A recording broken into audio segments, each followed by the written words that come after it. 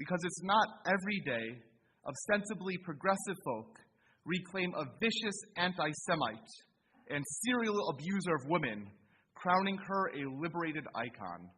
The truth is that Queen Vashti was a sexual predator who used her position to abuse Jewish women. She's no feminist.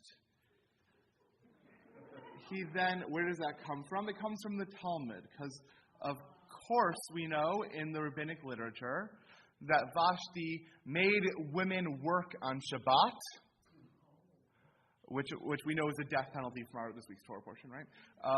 And Vashti, in fact, had at her women's parties the Jewish women strip off naked and do humiliating things in front of the crowd, right? And so, in the rabbi's imagination, Vashti's actually a sexual predator. And what are you doing? He's saying, reclaiming her. He concludes, it's time to retire the Vashti feminist myth. She was a powerful executive who used her throne to discriminate against minorities and commit sexual assault with impunity. If there's one thing Me Too taught us this Adar, it's that we have a moral obligation to listen to victims. And when it comes to Purim, the victims have kept their story straight for 2,000 years.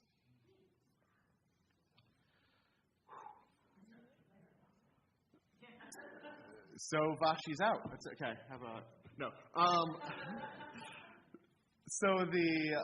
So he talks a lot about liberal pulpits in his article, and the women of the Women's Rabbinic Network, which is the association of progressive female rabbis, which of course Rabbi Splansky is a leading member of, penned a response.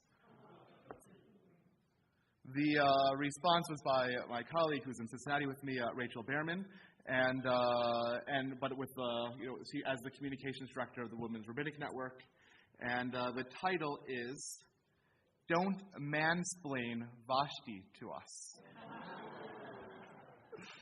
For those that don't know, mansplaining is when a woman says something, a man actually says, "No, this is actually what's happening. This is you might not get it, but I know better, so I'm gonna tell you." Right?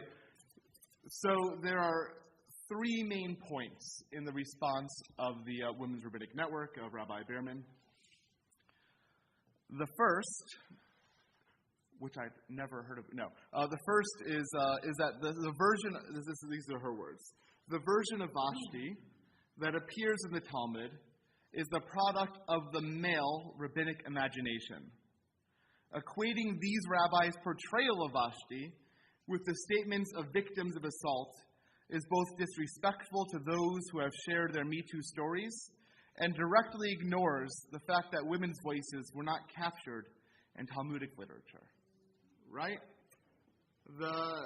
Vashti's story and her abuses were written by men who maybe also were concerned about their wives hearing the story of Vashti and then saying no to them, right? We wouldn't want that, and the rabbis come and paint Vashti in this way, and Rabbi Behrman says, right, you've got to remember that these stories against Vashti were also penned by men. These are not the stories of the victims of Vashti that have been passed on for 3,000 years. These are part of the male rabbinic imagination, right? Number two, to suggest, so in the article, Rabbi Krish then says, look, the rabbis painted other women well, right? There are non-Jewish women who are painted. The mother of Sisera is a weeping mother lost, right? There's non-Jewish women who are painted well, and he says that it's not, it couldn't have been that, right? So this is the second section. To suggest that the rabbinic tradition can be relied on to paint glowing portraits of biblical women is disregard the large swath of sacred literature, right? The Women's Rabbinic Network responds, and says that when you read these descriptions of non-Jewish women in the text, it's often the rabbis sexualizing women over and over again. So there's a section about Rahab, Rahab, who the people of Israel, when they're entering into Jericho, they meet a prostitute, and she's able to help them. And the Chabad rabbi says, listen, look, here's an example of a non-Jewish woman who's painted well. The Women's Rabbinic Network said, yes, and when they write about her, they say she was such a nice leader, and every time that you would think of her, you would automatically be attracted to her. And that even when the rabbis are writing nice things, they're often really sexualized statements, still very much from a male point of view, right? And then here is the third point from the Women's Rabbinic Network. Third, and most importantly, Jewish feminists don't need Rabbi Krish or anyone else to tell us who we should and should not regard as a hero. Some of us love the idea that a woman in the ancient world could defy her husband and smash the expectations of the patriarchy.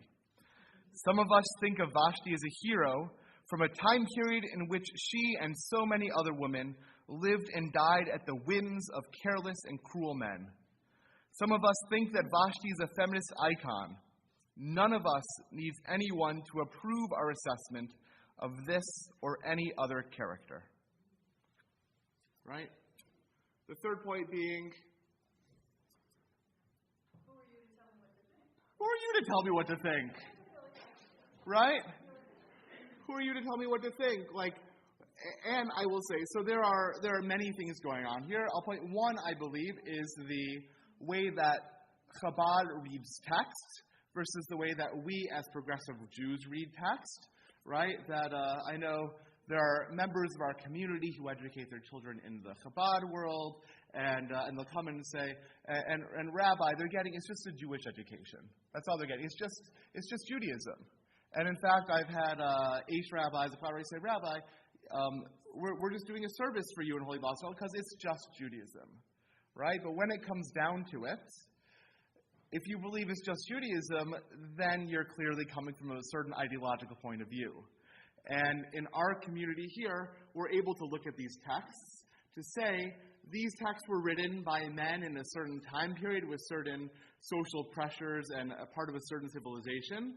And these texts can mean different things for us today, right? That these texts were written by the finger of men alone. And now we have the opportunity to relook at these texts in partnership with 51% of the Jewish population, right? So it is always tempting as a man to point out with my superior knowledge base when women are wrong. But I have to say, in this case, the Women's Rabbinic Network is correct in pointing out that this criticism may have been a better home in Rabbi Krish's head and not on the pages of a newspaper. The first set of commandments were given by God alone. Unlivable, our rabbis tell us. The second set of commandments were created with this partnership of Moses and God working together to create this rich text.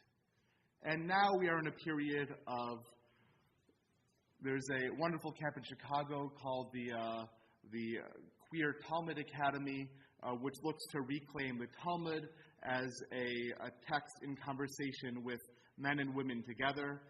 We had a talk 2 years ago now in the Young Rabbis Speak series, where the rabbi from Sharei Shemayim and Rabbi Miriam Margles debated the idea of patriarchy and that these texts were written by men alone versus with the input of women. And we have the opportunity, of course, to learn on every Shabbat, except for this one when Rabbi Slancy's not here, as our Torah gets recreated in a wonderful way, in a way that is not just male, right? So the first set of commandments is by God alone, the second in partnership.